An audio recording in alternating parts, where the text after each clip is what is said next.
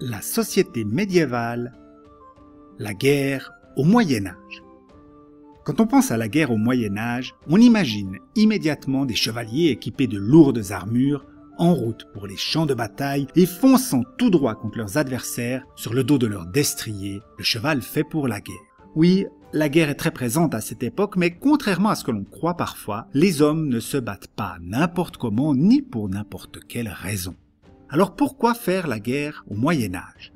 D'abord, pour conserver son territoire. Souvent, on se bat donc contre les membres de sa propre famille. En effet, les problèmes de succession ont entraîné de nombreuses guerres au Moyen-Âge. Par exemple, au IXe siècle, les petits-fils de Charlemagne se battent entre eux car ils ne parviennent pas à se partager équitablement l'empire que leur père, Louis Ier, le fils de Charlemagne, avait hérité.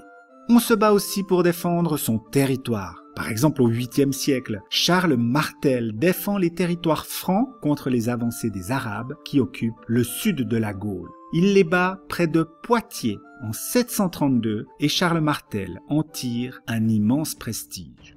Les guerres privées entre seigneurs voisins sont fréquentes car on se bat bien sûr pour agrandir son territoire. Lorsqu'au 5e siècle, le roi franc Clovis, souvent considéré comme le premier roi de France, même si le pays n'existe pas à cette époque-là, lorsque Clovis donc souhaite agrandir le royaume des Francs, il livre toute une série de batailles et multiplie les victoires contre les Romains et divers autres barbares.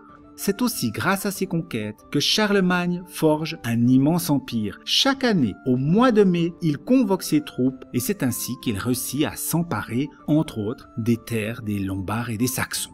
La guerre dure-t-elle longtemps au Moyen-Âge ?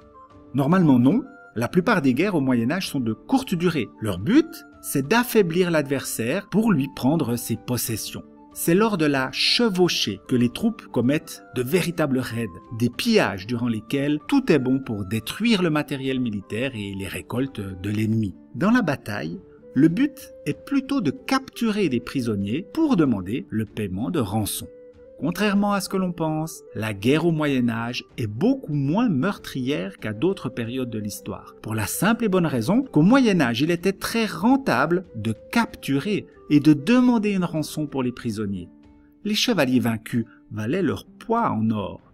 Les fantassins, ils avaient une valeur moins importante, mais en capturer quelques centaines devenait intéressant. Finalement, dans la guerre médiévale, le plus long pour l'armée, c'est de se rendre sur les lieux de combat. Et contrairement à ce que l'on peut voir dans les films, les grandes batailles sont rares au Moyen-Âge. Les chefs militaires les évitent car elles sont trop coûteuses en hommes et en armes.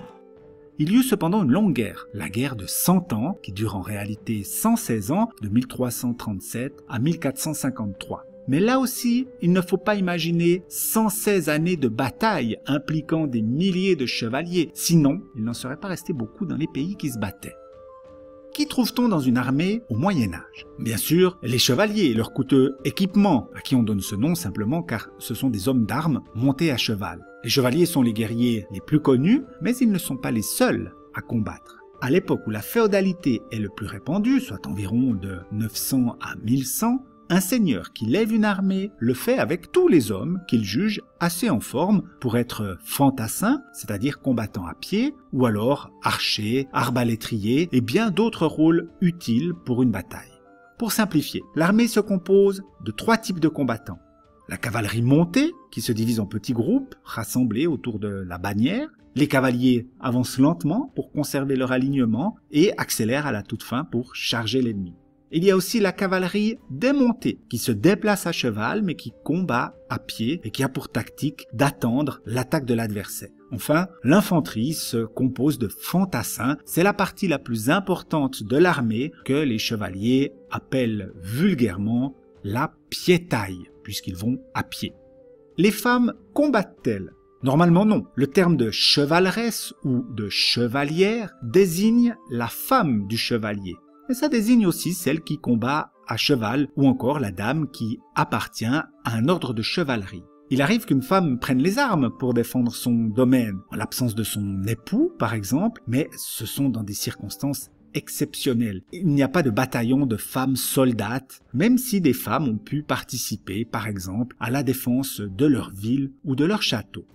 La guerre se modernise-t-elle déjà au Moyen-Âge ?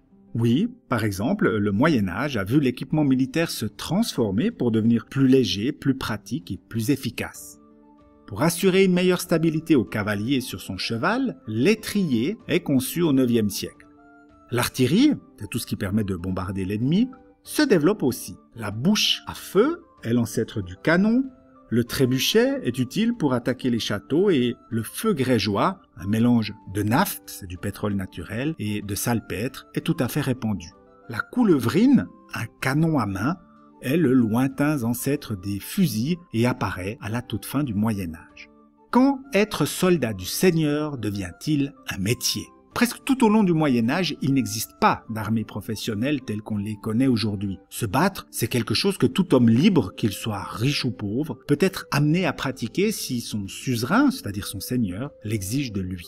Au début du Moyen Âge, les armées ne comptent pas beaucoup d'hommes et les seigneurs ont du mal à réunir des troupes nombreuses. De plus, ils n'ont pas le droit de demander à leurs hommes de se battre plus de 40 jours par an. Ils font donc appel à des mercenaires, des hommes payés pour faire la guerre. Le problème, c'est qu'une fois les guerres terminées, les mercenaires ont tendance à piller les régions qu'ils traversent. Et pour empêcher ces ravages, le roi de France Charles VII décide, au XVe siècle, c'est-à-dire à la toute fin du Moyen Âge, de mettre en place une armée de métiers, toujours disponible et régulièrement payée. Le mot « soldat », celui qui touche une solde, un salaire, est né. En résumé, la guerre au début et à la fin du Moyen Âge a beaucoup évolué. À l'époque féodale, les chevaliers sont les principaux guerriers, mais au fil du temps, d'autres rôles deviennent incontournables. Archers, artilleurs, fantassins, coulevriniers. On ne se bat pas continuellement ni n'importe comment. La guerre est normalement courte et la capture de l'ennemi est généralement plus rentable que son massacre. Les femmes n'y participent pas. Retenons pour terminer qu'à la toute fin du Moyen Âge, les seigneurs forment des armées professionnelles permanentes.